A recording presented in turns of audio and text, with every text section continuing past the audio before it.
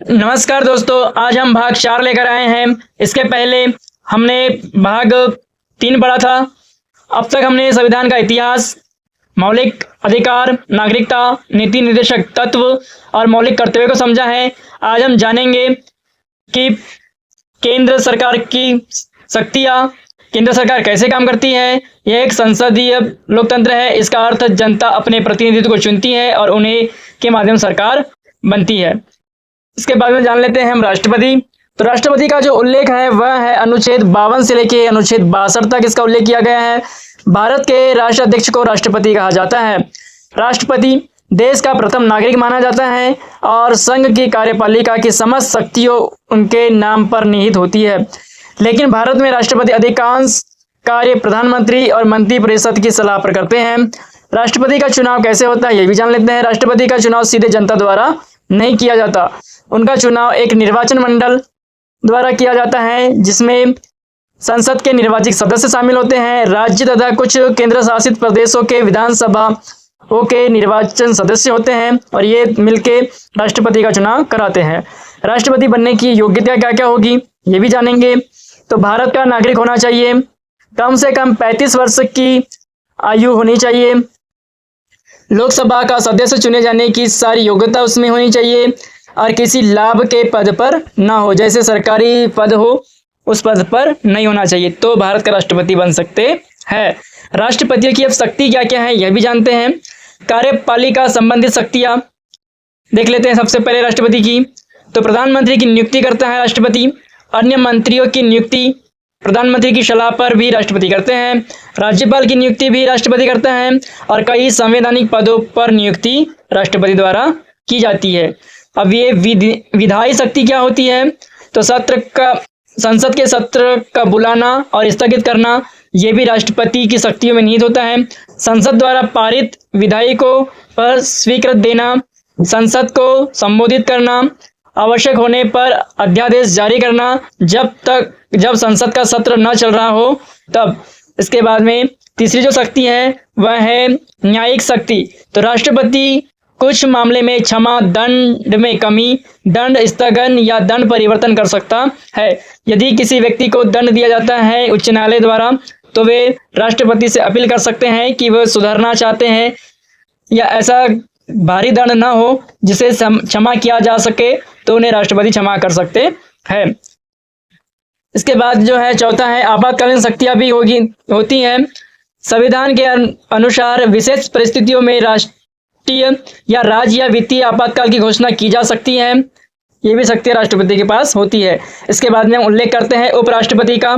तो उपराष्ट्रपति का जो है वह अनुच्छेद 63 से लेकर अनुच्छेद 71 इनके बीच इनका वर्णन किया गया है। तो भारत में एक उपराष्ट्रपति होगा।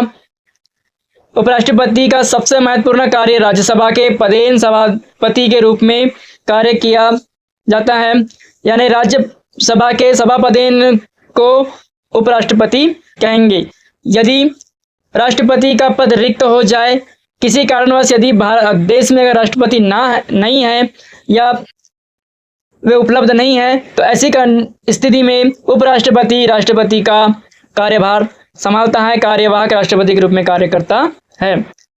इसके बाद में हम प्रधानमंत्री के बारे में पढ़ लेते हैं। तो प्रधानमंत्री का जो उल्लेख है वह है अनुच्छेद 74 से लेकर अनुच्छेद 75 के बीच इनका वर्णन किया गया है। अब बात करते हैं उस पद की जिसे भारत की वास्तविक कार्यपालिका का प्रमुख माना जाता है और वो होता है प्रधानमंत्री। प्रधानमंत्री वह नेता होता है जिसकी पार्टी या गठबंधन को लोकसभा में बहुमत से प्राप्त होता है। राष्ट्रपति प्रधानमंत्री की नियुक्ति करते हैं, लेकिन व्यवहार में वही व्यक्ति प्रधानमंत्री बनता है जिसके पास लोकसभा का बहुमत हो। अब प्रधानमंत्री की भूमिका क्या क्या होती है, तो मंत्रिपरिषद का नेतृत्व करते हैं, सरकार की नीतियां तय करते हैं, विभिन्न मंत्रालयों का कार्य का समन्वय करते हैं, राष्ट्रपति को सलाह देते हैं, संसद में सरकार का नेतृत्व करते हैं, देश का प्रतिनिधित्व अंतर्राष्ट्रीय मंचों पर करते हैं। इसके बाद पढ़ेंगे मंत्रिपरिषद। तो मंत्रिपरिषद प्रधानमंत्री अकेले सरकार नहीं चलाते, इसके लिए उनके साथ विभिन्न मंत्री मिलकर मंत्रिपरिषद बनाते हैं, क्योंकि सभी को अलग अलग भार दिया जाता है, जिसमें मुख्य श्रेणी होती है कैबिनेट मंत्री, राज्य मंत्री और उप मंत्री जहां लागू हो। हर मंत्री किसी न किसी मंत्रालय की जिम्मेदारी संभालते हैं, क्योंकि अकेला प्रधानमंत्री पूरे देश की उतनी जिम्मेदारी नहीं संभालते। वो मार्गदर्शन करते हैं और बाकी जो मंत्रालय हैं वो मंत्रियों को सौंप देते हैं ताकि देश सुचारू रूप से चल सके। जैसे गृह मंत्रालय, रक्षा मंत्रालय, वित्त मंत्रालय, शिक्षा मंत्रालय और स्वास्थ्य मंत्रालय, ऐसे बहुत से मंत्रालय हैं जो विभिन्न मंत्रियों को दे दिया जाता है। इसके बाद पढ़ते हैं हम संसद। तो संसद का जो उल्लेख है वो अनुच्छेद 79 से 122 के बीच में किया गया है। भारत की संसद 3 भागों से मिलकर बनती है। पहला तो राष्ट्रपति, दूसरा लोकसभा और तीसरा राज्यसभा। तो 3 अंग होते हैं संसद के, राष्ट्रपति, लोकसभा और राज्यसभा। अब पढ़ते हैं हम राष्ट्रपति के बारे में, तो हम पढ़ चुके हैं इसी वीडियो में। अब पढ़ते हैं लोकसभा के बारे में। तो लोकसभा को जनता का सदन कहा जाता है। इसके सदस्य सीधे जनता द्वारा चुने जाते हैं। लोकसभा का सामान्य जो कार्यकाल होता है वह 5 वर्ष का होता है, जब तक कि इसे पहले भंग न किया जाए। अब लोकसभा के प्रमुख कार्य क्या क्या होते हैं? तो सरकार बनाना, सरकार से प्रश्न पूछना, कानून बनाना, बजट पारित करना, सरकार पर अविश्वास प्रस्ताव लाना। तो ये सारे जो काम होते हैं वे लोकसभा के अंतर्गत होते हैं। यदि सरकार अपनी मनमानी करती है तो ऐसे में जो है सरकार अविश्वास प्रस्ताव भी ला सकती है। राज्यसभा, इसके बाद में पढ़ेंगे हम राज्यसभा। तो राज्यसभा को राज्य की परिषद कहा जाता है। इसके सदस्य सीधे जनता द्वारा नहीं चुने जाते, बल्कि राज्यों के विधानसभाओं के निर्वाचित सदस्यों उनका चुनाव करते हैं। राज्यसभा कभी भंग नहीं होती। इसके 1/3 सदस्य हर 2 वर्ष बाद सेवा निवृत्त होते हैं। संसद के कार्य, अब जानेंगे संसद के कार्य क्या होते हैं। तो नए कानून बनाना, पुराने कानून में संशोधन करना, बजट पारित करना, सरकार की जवाबदेही तय करना, राष्ट्रीय महत्व के विषयों पर चर्चा करना। अब जानेंगे कानून कैसे बनता है। तो अब समझते हैं कोई विधेयक या कानून को कैसे बनाया जाता है। तो इनके कुछ चरण होते हैं। तो पहला चरण, किसी भी सदन जैसे लोकसभा हो या राज्यसभा, इसमें विधेयक प्रस्तुत किया जाता है। कुछ वित्तीय विधेयकों के लिए कुछ विशेष नियम होते हैं। दूसरा चरण, विधेयक पर विस्तार से चर्चा की जाती है। सदस्य जो है उस पर सुझाव देते हैं, आवश्यक हो तो संशोधन किए जाते हैं। इसका तीसरा चरण है, मतदान होता है। यदि सदन विधेयक को पारित कर देता है तो वह दूसरे सदन में भेजा जाता है। इसका जो चौथा चरण है, दूसरे सदन भी वही प्रक्रिया अपनाता है जो पहले सदन ने अपनाया था।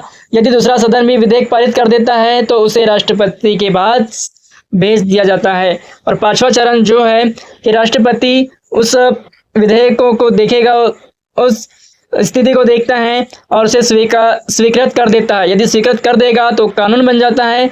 यदि उस विधेयक को वो खारिज कर देगा तो कानून वहाँ पे नहीं बन पाता है। जो अंतिम कड़ी होती है वो राष्ट्रपति होता है। दोनों सदनों से पास होने के बाद राष्ट्रपति के पास जाता है विधेयक। यदि राष्ट्रपति मंजूरी दे देते हैं तो कानून बन जाता है। अब धन विधेयक क्या है?